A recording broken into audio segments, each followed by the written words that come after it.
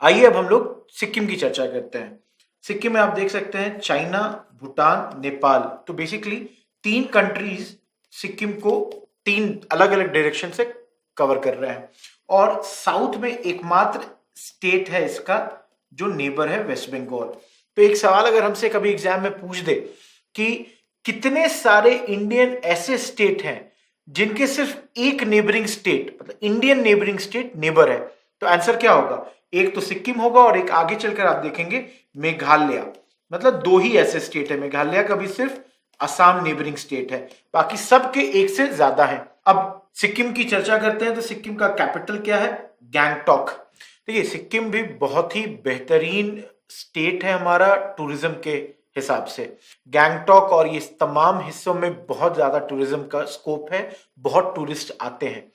सिक्किम 1975 में भारतीय स्टेट से जुड़ा था, इंडिया से जुड़ा था और ये एकमात्र एक ऐसा स्टेट है जो पहले एसोसिएट स्टेट के तौर पे जुड़ा था और बाद में इसे फुल स्टेटहुड दिया गया था।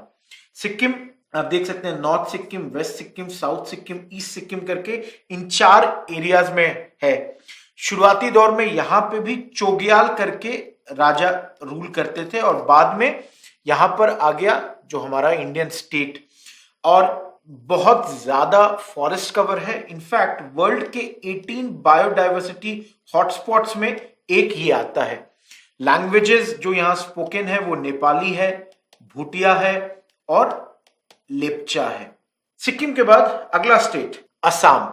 देखिए नॉर्थ ईस्ट का सबसे मेजर स्टेट, इसको सराउंड कौन कौन करता है? एक कंट्री बांग्लादेश, दूसरा भूटान। यहां पे एकदम क्लियर रखिए कि चाइना और म्यांमार बहुत नजदीक हैं लेकिन ये दोनों इससे जुड़े हुए नहीं हैं। स्टेट्स में कौन कौन है? बंगाल 1, अरुणाचल 2, नागालैंड 3, मेघालय 4, मणिपुर 5, मिजोरम 6, त्रिपुरा 7। तो कुल 7 स्टेट इसके भी सराउंड करते हैं, इसके भी नेबरिंग स्टेट्स हैं। अब यूपी के भी 7 थे, यहां भी 7 है जो हमने देख लिया। यहां पर अब याद रखिए कि कैपिटल है दीसपुर। ये एडमिनिस्ट्रेटिव ब्लॉक है, गुवाहाटी के ही एकदम बगल में है, एकदम जुड़ा हुआ शहर है जहां पे सारा लेजिस्लेटिव काम हुआ करता है। स्पीकिंग जो लैंग्वेज है वो है असमीज और one of the most important states in sense of कि यहाँ पे पेट्रोलियम का डिस्कवरी बहुत पहले हुआ था, इसलिए बहुत अभी भी यहाँ पे 4 ऑयल रिफाइनरीज हैं। इसके अलावा ये वाइल्ड लाइफ के लिए बहुत फेमस है, जैसे काजीरंगा हो गया जो कि आपको पता है राइनोसेरस के लिए फेमस है, मानस टाइगर प्रोजेक्ट जो कि नेशनल पार्क है, रॉयल बंगाल टाइगर के लिए फेमस है, ये तमाम यहीं आते हैं। बहुत इंपॉर्टेंट रिवर आप देख सकते हैं ब्रह्मपुत्रा, इसको पूरी तरीके से इस स्टेट के बीचों बीच गुजरती है। तो ये बहुत इंपॉर्टेंट स्टेट है हमारा नॉर्थ ईस्ट का। इसके बाद अब आते हैं साउथ में मेघालय। देखिए मेघालय भी एकमात्र ऐसा स्टेट है जिसका एक ही स्टेट नेबर है असम, क्योंकि उसके अलावा ये बांग्लादेश से घिरा हुआ है। यहां पर आप देखिए गारो, बीच में खासी और जयंतिया, 3 हिल्स, गारो, खासी, जयंतिया। अगर वेस्ट टू ईस्ट इसको अरेंज करना हो तो इसको याद रखिए, ये बहुत इंपॉर्टेंट है। प्रिंसिपल लैंग्वेजेस भी गारो जो एक है और खासी, और इसके अलावा इंग्लिश एक और प्रिंसिपल लैंग्वेज हो जाता है। कैपिटल इसका शिलोंग है, आप यहां देख सकते हैं, बहुत खूबसूरत शहर। इनफैक्ट इसे स्कॉटलैंड ऑफ द ईस्ट भी कहा जाता है क्योंकि मेघालय बेहतरीन है, ब्यूटीफुल भी है और ऊपर एलिवेशन के कारण ये ऑलमोस्ट 1496 मीटर अबव है सी लेवल के, तो इसको स्कॉटलैंड ऑफ द ईस्ट भी कहते हैं। अगर नाम ही से देखिए तो मेघ आल है, मेघ जोर आलय हिंदी वर्ड है। मेघ मतलब क्लाउड, आलय मतलब घर, बेसिकली इसका मतलब ही हो जाता है अबॉर्ड ऑफ क्लाउड। मेघालय छोटा सा स्टेट, नॉर्थ ईस्ट में हमारे, south of Assam, north of Bangladesh, कोई और इसका नेबर नहीं है। अगला स्टेट नागालैंड। अब इसके नेबरहुड स्टेट्स कौन कौन है? असम है, कंट्री म्यांमार है, नीचे में मणिपुर है और इधर अरुणाचल। तो ये 4 इसके नेबरिंग कंट्री और स्टेट्स हैं। कैपिटल बहुत इंपॉर्टेंट कोहिमा। नागालैंड की मेजर जो भाषा जो बोली जाती है वो है इंग्लिश। इसके अलावा बहुत सारे रीजनल डायलॉग्स हैं, जैसे आओ है, अंगामी है, चांग है, ये सब इसके अलग अलग रीजनल डायलेक्ट्स हैं। ऑलमोस्ट हमारे देश का सबसे ईस्टर्न हिस्सा हो गया नागालैंड और बहुत इंपॉर्टेंट है। देखिए, नॉर्थ ईस्ट के अधिकांश स्टेट्स जो है इंसर्जेंसी से प्रभावित हैं और उनमें से नागालैंड भी एक है। यहाँ पर पृथक राज्य बनाने की, एकदम सेपरेट स्टेट बनाने की डिमांड बहुत चली, लेकिन अब बहुत हद तक इसे कंट्रोल किया गया है। और आप अक्सर न्यूज में सुनते होंगे NSCN, IM, आईसेक, मुहैया ग्रुप, इनके साथ भारत सरकार बातचीत करते रहती है। अगला बहुत इंपॉर्टेंट स्टेट मणिपुर। दोस्तों, कैपिटल इम्फाल, और यहाँ पे इसके नेबरहुड स्टेट्स कौन कौन है? असम है, नागालैंड है, ऑफ कोर्स म्यांमार, मिजोरम है। यहाँ दो चीजें एकदम याद रखिए। एक, यहाँ पर बहुत फेमस है लोकटक लेक, जो कि फ्रेश वाटर लेक है, बहुत बड़ा फ्रेश वाटर लेक है इस जगह पे, ईस्टर्न इंडिया का बिगेस्ट। और यहीं पर एक और चीज याद रखना है कि एक फ्लोटिंग नेशनल पार्क भी है यहाँ पर, इसका नाम है केबुल लमजाओ। देखिए, फ्लोटिंग नेशनल पार्क का खास बात यह है कि ये विश्व का एकमात्र only one floating national park है। अगेन, ये स्टेट भी इंसर्जेंसी से ग्रसित है और थोड़े बहुत प्रॉब्लम्स हमेशा यहाँ भी लगे रहते हैं, लेकिन फिर बहुत हद तक कंट्रोल किया जा रहा है इसे। इसके बाद नेक्स्ट स्टेट मिजोरम। मिजो लोगों के लिए बनाया गया था मिजोरम, और नॉर्थ ईस्ट का एक स्टेट जहां इंसर्जेंसी ऑलमोस्ट खत्म हो गई, बिल्कुल भी नहीं है। कैपिटल एजवाल, बहुत ही खूबसूरत टूरिस्ट प्लेस है ये सब। लैंग्वेजेस जो बोले जाते हैं वो है मिजो और इंग्लिश। आप देख सकते हैं नेबरहुड स्टेट्स मणिपुर, त्रिपुरा, असम, और कंट्री बांग्लादेश एंड म्यांमार। एक और स्टेट त्रिपुरा, तीन तरफ से बांग्लादेश से घिरा हुआ है और सिर्फ दो स्टेट असम और मिजोरम इसको बाउंड्री करते हैं। इसके अलावा इसका कैपिटल आपको हमेशा याद रखना है अगरतला। लैंग्वेजेस जो बोली जाती हैं वो है, एक है बंगाली और दूसरा कुकबोरक, याद रखेंगे, बहुत इंपॉर्टेंट लैंग्वेज। ये लैंग्वेज यहीं पे बोली जाती है। अगला state, last state north east का, अरुणाचल प्रदेश। चाइना, म्यांमार और भूटान, तीन नेबरिंग कंट्रीज हैं, और साउथ में एक स्टेट असम, और हल्का सा जुड़ा हुआ है यहाँ पे नागालैंड भी। तो दो स्टेट भी इसके नेबर हैं। कैपिटल ईटानगर, जो कि आप देख सकते हैं यहाँ पर है, और 1987 में ये स्टेट बना था गोवा और मिजोरम के साथ। और यहाँ पे जो भाषाएं बोली जाती हैं, जैसे मिश्मी हो गई, वांचू हो गई, ये सब यहाँ की रीजनल लैंग्वेजेस हैं। बहुत सारे हाई पीक्स हिमालयाज की यहाँ मिलेंगी आपको। थोड़ा डिस्प्यूटेड इसे चाइना बनाने का कोशिश करता है, कहता है कि ये डिस्प्यूटेड टेरिटरी है। कई जगह इसे साउथ तिब्बत के तौर पे बोलता है, लेकिन ये याद रखें भारत का अभिन्न अंग है, integral part of our country. इसको कोई सोचना ही नहीं है। बहुत सारे मेजर यहाँ पे आप देख सकते हैं रिवर्स, जैसे दिबांग है, ऑफ कोर्स ब्रह्मपुत्रा है, सुबनसिरी है, आप यहाँ देखिए कामेंग है। तो ये सब मेजर रिवर्स इस स्टेट के हैं। बहुत ज्यादा बायोडाइवर्सिटी से भरा हुआ है, फॉरेस्ट कवर बहुत ह्यूज है। तो ये तमाम बातें हो गई नॉर्थ ईस्ट के स्टेट्स के बारे में। और अब हम लोग नॉर्थ ईस्ट के स्टेट्स के बाद अब देख लेते हैं यूनियन टेरिटरीज को। देखिए, पहला यूनियन टेरिटरी जो कि स्टेट हुआ करता था, लेकिन लास्ट ईयर इसका डिवीजन कर दिया गया और अब ये दो यूनियन टेरिटरी बन गया। एक है लद्दाख, दूसरा जम्मू एंड कश्मीर। देखिए, पहले इस जगह का कैपिटल हुआ करता था श्रीनगर, जो कि झेलम नदी के तट पर बसा हुआ है। फेमस फिर से ये वुलन टेक्सटाइल्स के लिए, वुडन वर्क के लिए, और सैफरन, जिसे हम लोग हिंदी में केसर भी कहते हैं, इन तमाम चीजों के लिए, मशरूम, इन सब चीजों के लिए ये फेमस हुआ करता था। इसके अलावा इधर है लेह, लद्दाख का जो कैपिटल है वो है लेह, टूरिस्ट डेस्टिनेशन है, हेडक्वार्टर है इस एरिया का, और बुद्धिज्म के लिए बहुत ही फेमस ये बुद्धिस्ट टाउन है। इसके अलावा जम्मू एंड कश्मीर में एक श्रीनगर तो है। पहले के समय इनका दो कैपिटल हुआ करता था, जो कि एक और था जम्मू, जो कि इनका विंटर कैपिटल होता था।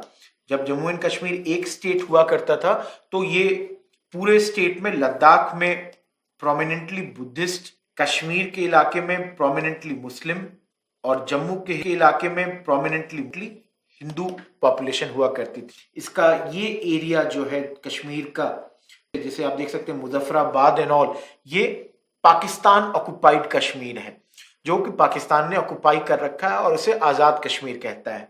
और ये जो हिस्सा है लद्दाख का, ये उन्होंने ऑक्युपाई कर रखा है, जिसे हम कहते हैं गिलगिट बल्तिस्तान। ये अक्साई चीन का भी एरिया कहलाता है। तो इसको आप याद रखिए, ये दो हिस्से उनके अंडर में हैं और ये जो हिस्सा है लद्दाख का, ये चाइना ने ऑक्युपाई कर रखा है। इसके अलावा दोस्तों यहाँ पर बहुत इंपॉर्टेंट सियाचिन ग्लेशियर है, जो कि पोलर एरियाज के आउटसाइड का सबसे बड़ा ग्लेशियर्स में से एक गिना जाता है। और यहीं पे एक ट्रायंगुलर एरिया है जिसे हम कहते हैं साक्शाम वैली। ये वो वैली है जिसे मिड 60s में अराउंड 5000 स्क्वायर माइल का एरिया है, जिसको पाकिस्तान ने गिफ्ट कर दिया था चाइना को।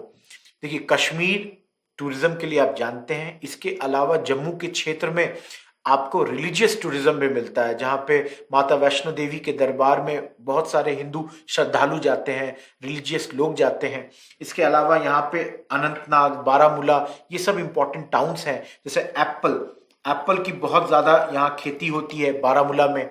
वहीं पे अगर बात करें जैसे गुलमर्ग है, तो Gulmarg is known for skiing activities, queen of all hill stations कहते हैं। और गुलमर्ग को क्वीन के अलावा मीडो ऑफ फ्लावर्स भी कहते हैं, मीडो ऑफ फ्लावर्स। तो ये तमाम बातें आपको याद रखनी है जम्मू और कश्मीर के बारे में। देखिए, अगला जो यूनियन टेरिटरी है वो है पौंडीचेरी।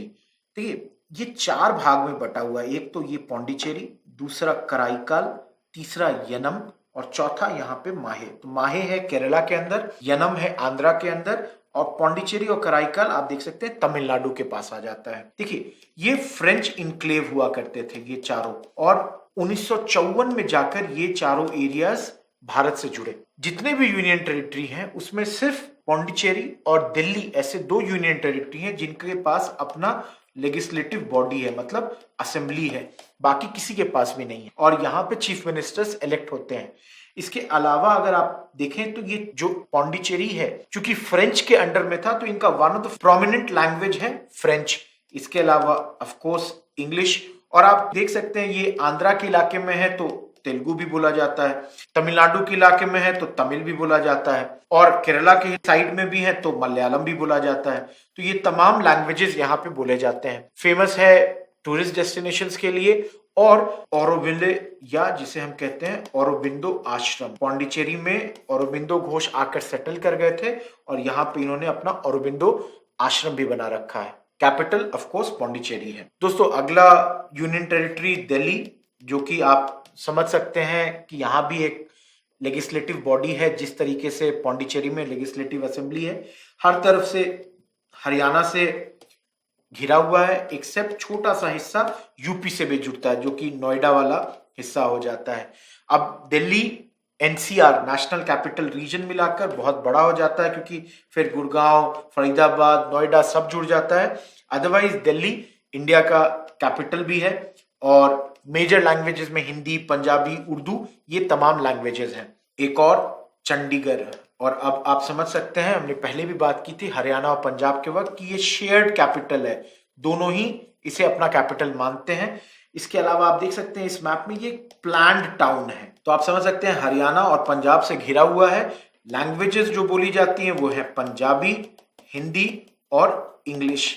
बहुत ही बेहतरीन सुंदर टाउन, जिसे पूरी तरीके से प्लान करके बसाया गया था। एक और union territory Daman and Diu और Dadar and Nagar Haveli.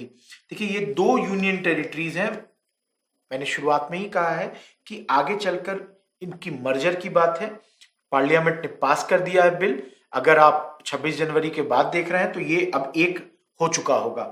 Daman and Diu, देखिए ये 2, एक यहां पर है जो कि दीव है, एक छोटा सा आइलैंड है, और एक दमन है, और उसके अलावा दादर एंड नगर हवेली यहां पर है, जो कि गुजरात से जुड़ा हुआ है। दीव का जो एरिया सराउंडेड है वो है जूनागढ़ से। ये गुजरात का टाउन है, और एक छोटे 2 ब्रिजों से ये कनेक्टेड है इस मेन टाउन से। वहीं पे दमन दीव से थोड़ा बड़ा टाउन है। जो लैंग्वेज यहाँ बोली जाती है वो हो गई गुजराती, और मुंबई और इन सब तमाम इलाकों से बहुत नजदीक है, तो काफी यहाँ पे इंडस्ट्रियल एरियाज हैं। दमन एंड दीव का कैपिटल दमन, और दादर एंड नगर हवेली का कैपिटल सिलवासा हुआ करता था। आगे चल के मर्जर हो जाएगा, ताकि इनका एडमिनिस्ट्रेटिव कॉस्ट कम हो जाए, इन पे जो कॉस्ट लग रहा है। अगला यूनियन टेरिटरी जो टोटली आइलैंड ग्रुप है और सारे यूनियन टेरिटरी में सबसे छोटा है, सबसे स्मॉल है एरिया वाइज, लक्षद्वीप। कैपिटल कावरती है और आप देख सकते हैं यहाँ कुल मिलाकर 32 स्क्वायर किलोमीटर में ये 36 आइलैंड है।